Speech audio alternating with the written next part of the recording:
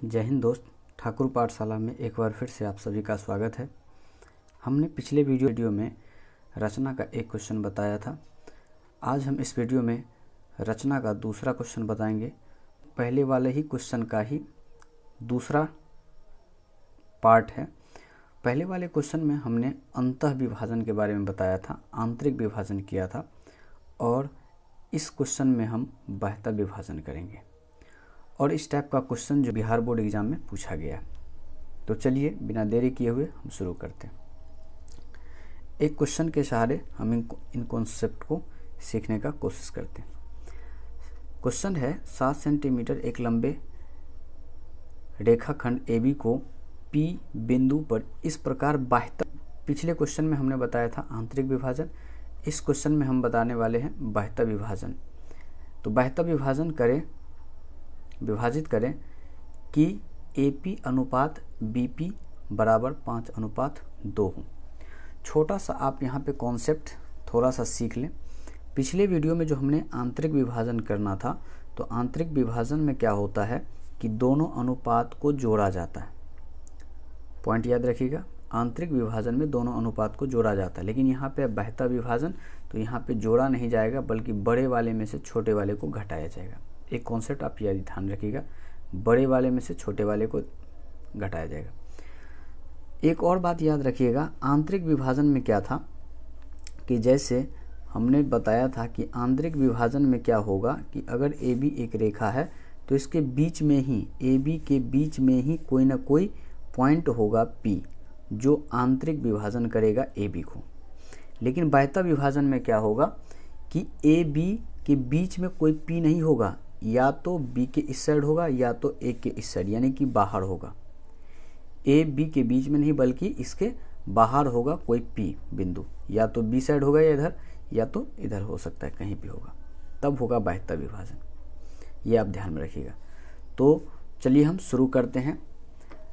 हम सबसे पहले 7 सेंटीमीटर का एक लंबा रेखाखंड ले लेते हैं। ये हमारा 7 सेंटीमीटर का एक लंबा रेखाखंड हो गया। अब क्वेश्चन को पढ़ते ही टाइम हमको ये ध्यान में रखना है कि चूंकि बाह्य विभाजित है, तो हम क्या करेंगे, या तो आप इधर या इधर किसी एक साइड आप थोड़ा सा ज़्यादा करके ले लीजिए। आप 7 सेंटीमीटर पे पॉइंट कर लीजिए, क्योंकि बाह्य विभाजित है और बाह्य विभाजित में बाहरी बिंदु होगा। तो A पॉइंट मेरा ये होगा और 7 सेंटीमीटर पे B पॉइंट मेरा ये होगा। अब क्या करना है, चूँकि B के इस साइड हमने पॉइंट P माना है, इसीलिए इधर बढ़ाए हैं, तो हम क्या करेंगे, A बिंदु पर कहीं पे न्यून कोण बनाएंगे। अगर मान लीजिए कोई स्टूडेंट क्या करेगा कि A के इस साइड जाके बढ़ाना चाहेगा, A के इस साइड P लेना चाहेगा, तो वो B पे न्यून कोण बनाएगा। अब न्यून कोण 90 डिग्री से छोटा होता है, तो कहीं से भी हम कोई भी न्यून कोण एक बना ले, अपने मन से थोड़ा सा छोटा ही बनाए ताकि बनाने में आसान हो। हमने एक न्यून कोण ले लिया और इसका नाम रख लिया X, BAX, एक न्यून कोण बना लिया। अब हमको क्या करना है, आंतरिक विभाजन में हम क्या करते थे कि दिए गए अनुपात को जोड़ देते थे और जितना होता था एक फिक्स चाप लेकर के हम AX पर अपना चाप ले लेते थे। अब लेकिन बाह्य विभाजन में क्या करना है, बाह्य विभाजन में बड़े वाले में से छोटे वाले को घटा देना। लेकिन घटाने से पहले क्या करना है कि इस पे चाप कितना लेना है, तो देखना है बाह्य विभाजन में कि अनुपात में सबसे बड़ा अनुपात क्या है, 5। हम क्या करेंगे, एक फिक्स चाप ले लेते हैं अपने मन से, ये लिए और 5 चाप यहाँ लगाएंगे। एक चाप, दूसरा चाप, ये हमारा तीसरा चाप, ये हमारा चौथा चाप, और ये हुआ हमारा 5वां चाप। ध्यान रखिएगा कि जब ये आप लिए हैं, जब इसको एक बार फिक्स किए हैं, तो दोबारा इसको कम ज़्यादा नहीं करना है जब तक 5 पूरा ना हो। 5 चाप लगाने के बाद हम इसका नामकरण करते हैं। इसका नाम A1, इसका नाम A2, इसका नाम A3, इसका नाम A4 और इसका नाम A5 लगाते हैं। ठीक है, 5 चाप हो गया। हम आंतरिक विभाजन में क्या करते थे, A5 को B से मिला देते थे, लेकिन चूंकि यहाँ पे बाह्य विभाजन है तो हमको A5 से B को नहीं मिलाना है, बाह्यता विभाजन में क्या करना है, बड़े वाले अनुपात में से छोटे वाले अनुपात को घटाने के बाद कितना आया, 3। यानी जब घटाएं तो घटाने के बाद जब 3 आया तो तीसरा चाप देखिए, तीसरा चाप A3 है। अब A3 को B से मिला दीजिए, A3 को आप B से मिलाइएगा। देखिए A3 ये है और B ये है, A3 से B को मिला दिया। अब A3 से B को मिला दिया। अब हमको क्या करना है, A5 से एक समांतर रेखा खींचना है। किसके समांतर, A3B के समांतर एक रेखा खींचना है। और जो इस हर पॉइंट कटेगा ना इस रेखा पे, AB के बढ़ाए हुए भाग पे जो कटेगा वही पॉइंट मेरा P होगा। तो चलिए A5 से A3B के समांतर एक रेखा खींचते हैं। तो रेखा समांतर रेखा खींचने के लिए क्या करेंगे, सबसे पहले हम देखेंगे कि A3 और B ये जो रेखा है ये AX रेखा से कितने डिग्री पे ये एंगल बनाया है, और ये जितना एंगल होगा उतना ही एंगल पे बनाए थे और हम रेखा खींच देंगे। तो पहले ये चेक करने के लिए हम क्या करेंगे, हम थोड़ा सा ज़्यादा या छोटा कर लीजिए, कोई फ़र्क नहीं पड़ता। अब हम क्या करेंगे, A3 से एक चाप लेंगे इन दोनों रेखाओं के बीच में। इन दोनों रेखाओं के बीच में हम चाप लेते हैं। देखिए यहाँ से यहाँ एक बार हम यहाँ चाप लिए। अब जितना बड़ा चाप यहाँ लिए, अब इसको छोटा ना बड़ा कुछ नहीं करेंगे, एकदम ऐसे फिक्स रखेंगे। फिर A5 से ही ऐसे ही हम क्या कर लेंगे, ऐसे लंबा सा खींच लेंगे। अब हमको क्या करेंगे, अब घटा बढ़ा करके हमको चेक कर लेना है कि इन दोनों के बीच में ये जो हमारा एंगल है ये वाला और ये वाला कितना है, इतना है। अब ये फिक्स हो गया। अब इसको कम ज़्यादा ना करें।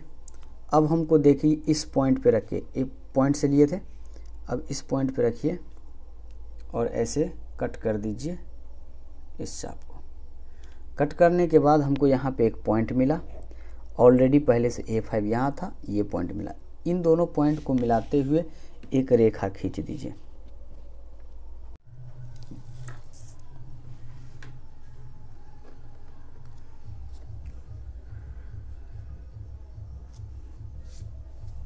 तो किसी कारण की वजह से वीडियो रुक गया था, तो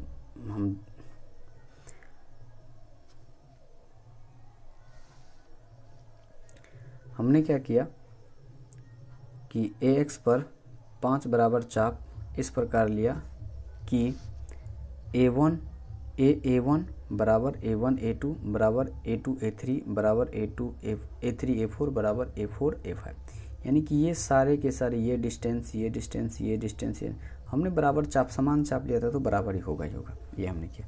उसके बाद हमने क्या किया था कि 5 में से 2 यानी कि 5:2 में बांटना था। और चूँकि यहाँ पे बाह्यता विभाजन था तो 5 में से क्या करना पड़ेगा, 2 को घटाना पड़ेगा। तो 5 में से 2 घटाएं तो 3 आया, अर्थात तीसरे बिंदु A3, तीसरा बिंदु क्या था, A1 A2 A3, A3 को हमने B से मिलाया था तो हमने वही लिखा है, A3 से B बिंदु को मिलाया। फिर हमने क्या किया था कि A3 बिंदु और B से मिलाने के बाद एक रेखा जो आया, इसके समांतर एक रेखा और खींचना था A5 से। तो A5 से A3B के समांतर A5P खींचा, जो AB के बढ़ाया हुआ भाग, AB से AB का ही बढ़ाया हुआ भाग था, बढ़ाए हुए भाग को P बिंदु पर काटता है, यहीं पे एक P पे काटा। इस प्रकार P जो है वो AB को 5:2, AP कितना था 5, AP कितना 5, BP कितना 2, यानी 5:2 में बांटना था। तो इस प्रकार P AB को 5:2 में बाह्यता विभाजित करती है। इतना लिख देंगे, 5 नंबर मेरा क्लियर हो जाएगा। आई होप आप लोग को ये रचना समझ में आया होगा। अगर समझ में नहीं आया है तो इसको दोबारा देखिए, डेफिनेटली आप लोगों को समझ में आएगा। ये जो क्वेश्चन हमने पहला पार्ट में जो रचना बताया था एक क्वेश्चन, दूसरा पार्ट में हम बता रहे हैं रचना का दूसरा क्वेश्चन। दोनों क्वेश्चन एक आंतरिक विभाजन वाला था और ये बाह्यता विभाजन। इन दोनों क्वेश्चनों में से पूछने की संभावना 20% है। हम नहीं बोलेंगे कि 100% यही से आएगा, यही क्वेश्चन पूछा जाएगा। इन दोनों क्वेश्चन में पूछने की संभावना 20% है। 80% जो संभावना रहती है वो त्रिभुज से या नहीं तो वृत्त से क्वेश्चन पूछा जाता है। तो तो ये क्वेश्चन हमने सिर्फ इसलिए लिया था, ये दो क्वेश्चन कुछ पार्ट 1 में हमने क्वेश्चन लिया था, पार्ट 2 में भी ये क्वेश्चन लिए। पार्ट 1 में आंतरिक विभाजन, पार्ट 2 में बाह्य विभाजन लिया। सिर्फ इसलिए लिया क्योंकि हमने देखा था कई साल 1-2 बार ये क्वेश्चन भी पूछा गया है और बहुत ही आसान होता है, इसलिए हमने ये दो क्वेश्चन को लेके चला। हम इतना उम्मीद करते हैं कि हमारे चैनल से पढ़ने के बाद स्टूडेंट एग्ज़ाम में बैठे और एग्ज़ाम में कभी एग्ज़ाम हॉल से निकलने के बाद ये ना बोले कि नहीं हमने ठाकुर पाठशाला से पढ़ा था और क्वेश्चन यहाँ से यहाँ के कॉन्सेप्ट से क्वेश्चन नहीं पूछा गया था। आई होप आप लोग को वीडियो समझ में आया होगा। आप लोग को अगर वीडियो पसंद आया है तो चैनल को सब्सक्राइब कीजिए, लाइक कीजिए, शेयर कीजिए अपने दोस्तों के पास। धन्यवाद।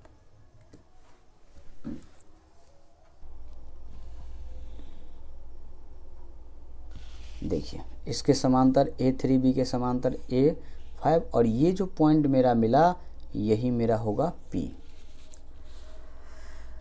ये मेरा रचना बनके कंप्लीट हुआ। A से लेके B तक का जो लंबाई था वो 7 सेंटीमीटर था और A से लेके P तक जो था वो 5:BP कितना था 2।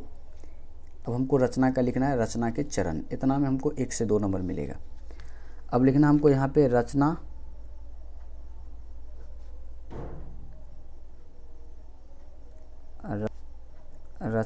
के चरण।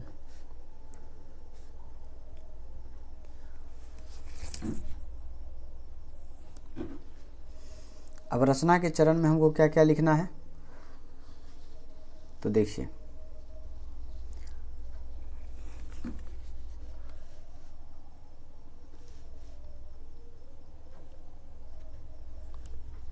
रचना के चरण में लिखना है। हमने ए बी एक रेखा लिया था 7 सेंटीमीटर का, तो पहला चरण में लिखेंगे हम, पहला स्टेप में ए बी बराबर 7 सेंटीमीटर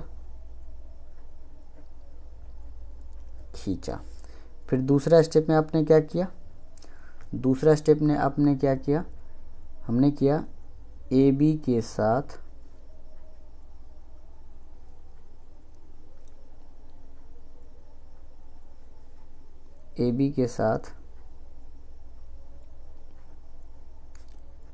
एक न्यून कोण